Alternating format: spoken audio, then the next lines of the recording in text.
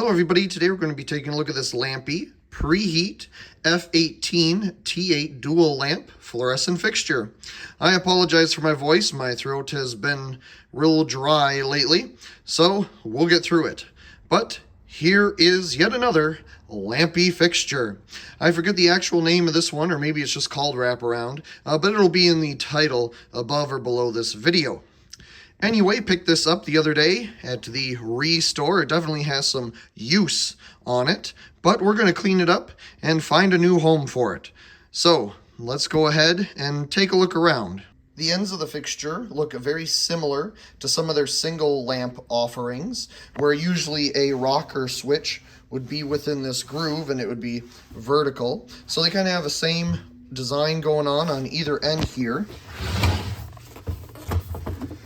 If we flip it over, we can see it definitely has some dirt and grime on it. I'm sure this was used in a kitchen or something. Typical Lampi little mounting deals here. You can see where the two ballasts live. And here we have the Lampi information. And again, the other end is quite dirty. So, we'll flip it back around. And the cover comes off just like many other Lampi fixtures, by pinching it, and it comes right off right there.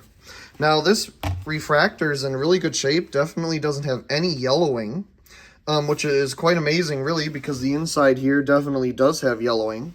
So they did a good job mixing this acrylic or whatever they ended up using here so that it would not yellow over the life of the fixture. And we have some replacement parts here. Now these starters are not original to the fixture, and the bulbs certainly aren't either.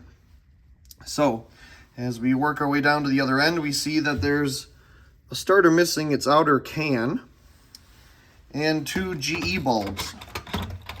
Now these are most certainly probably not 18 watts, they're 17 actually.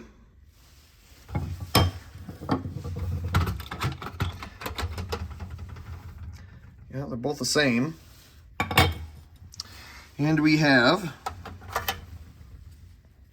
a Regent starter. Must have came from a hardware store. And I'm sure this is the same thing here, but for whatever reason it lost its outer jacket. So again, we have yellowing here on the inside of the plastic ends. These definitely look like it's big enough to hold an F20 T12 bulb, so we're going to have to try that out. And to open up the ballast channel, it's real simple. You can see the little clips here. Just squeeze them together, and it pops off. It's a little tricky because you have to get it over these lips at the end. And the inside's coated brown, just like a lot of the Lampi fixtures.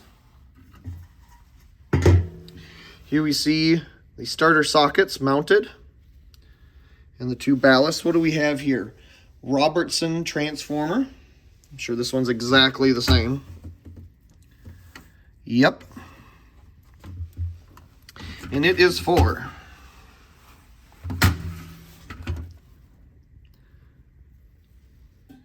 12 to 22 watt lamp. Interesting. That's a really interesting range. A 12 to 22 watt lamp. A 12 watt lamp. What would be a 12 watt lamp? The only thing that comes to my mind is one of those U-shaped bulbs with the 4 pins at the end that Lights of America used in some very early PL adapters that they were making. Some outdoor jelly jar fixtures use those as well, but that's the only 12 watt bulb I can think of. The shortest one that I can think of that's a T8 in size is 13 watts. But here they don't list out like 14, 15, 20, 22. It just literally gives a range 12 to 22 watt lamp. That's quite different. Well, anyway, it must have been wired up right through the middle here and mounted to someone's ceiling. But we're gonna probably change that.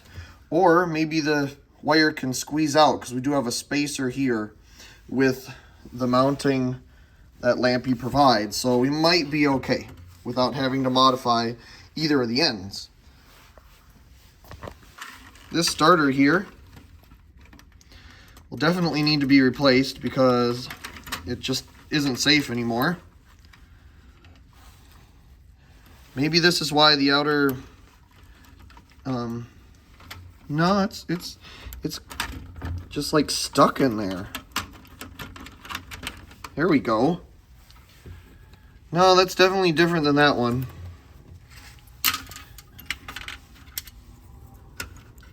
Yeah, definitely a different brand. I'm not sure there then. But I haven't tried any of it. I'm sure it works. However, we're going to go ahead and clean it up and go from there. I always like using rubbing alcohol for anything that I find. It works good to clean it up. As you can see here with a little bit of elbow grease, we already almost got it back to its original nice looking finish. And it cleans it along the way. So, you know, who knows where it's been, but it works really well. Can definitely tell the difference. Looking much better. We got everything cleaned up.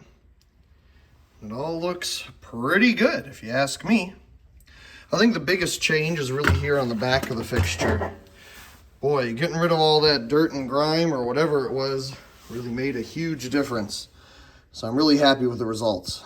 Now we need to wire a cord on it and try it out. Of course, as we all know, putting a cord on this fixture also involves placing a switch on it so it can be switched. So I decided to put the switch here instead of putting it on the plastic outer housing to keep it nice and clean looking. But as you know, there's obviously a problem with this. How in the world are you going to use a switch with the cover on it? Yes, exactly. I did think of this before going ahead with this option. And what I'm going to do is put the cover on, look directly down and figure out, of course, the middle of where the switch is. Now, I'm going to drill a tiny hole and work my way up. These are the bits I used to make the hole in the metal cover here. But I'm only going to make the hole big enough for the chain to get through and not rub on the plastic refractor. Now, the hard part with doing this, of course, is making sure that this does not crack. So you need to go incredibly slow and start with a smaller bit and work your way up. Now, I kind of did it quite fast with these 5 bits here, but I'll probably do it a little slower, working my way up in small increments to ensure I do not crack the refractor. But I thought before I go ahead and do that, let's take one last look at it in case it does go not so good. Thankfully, it all went according to plan, and we have a very nice hole here for the pull chain. No cracking at all. Got the starters installed. I decided to take the whole ballast channel off to do it because, boy, it's hard to do it without it off. Got the refractor on and the bulbs installed. I'd say that works out pretty good. So together, let's go ahead and plug it in. Oh, gotta do it the other way. Here we go.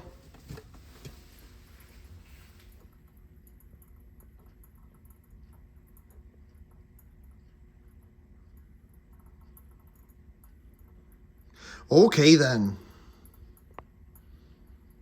I don't know if I should blame the bulb or the starter because this is the new starter I put in.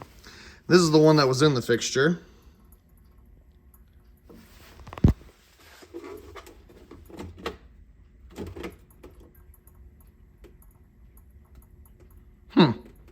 Changed out the starter for the exact same thing, and now we finally get a good result. So let's go ahead and try it with all the lights off in the room. It does a pretty good job. It's a little dim, I would say, but the bulbs have a lot of hours on them, so I guess there's no surprise there. But it does light everything up quite decent. Let's see if we can get some preheat action.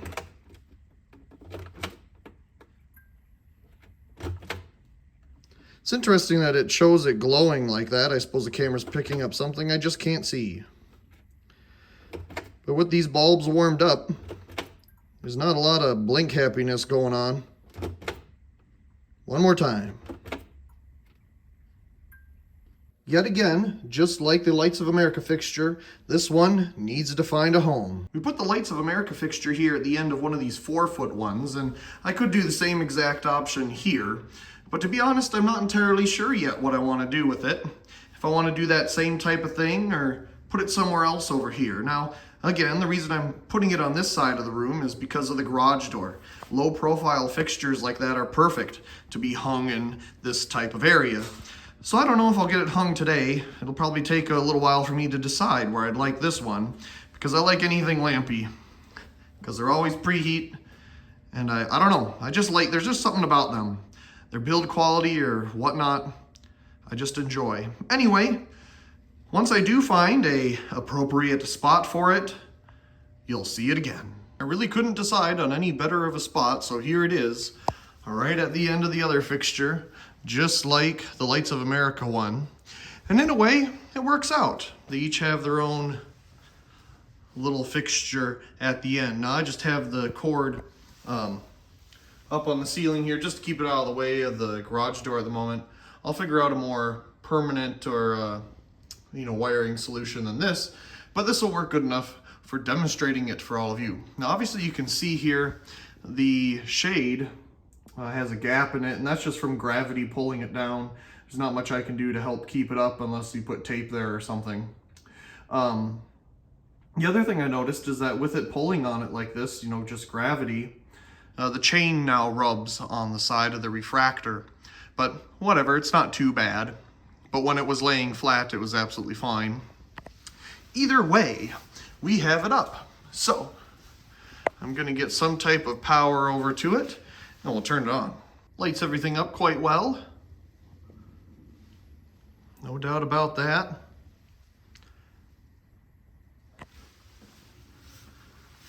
We'll go ahead and see if we can get any preheat action out of it.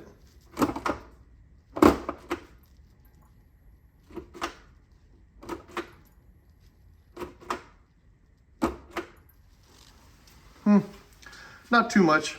It is quite cold out here though, about 40 degrees or so. But anyway, I think it looks pretty good. Like I said, it matches this one over here, and it adds a little more light to the corner, which is always a good thing.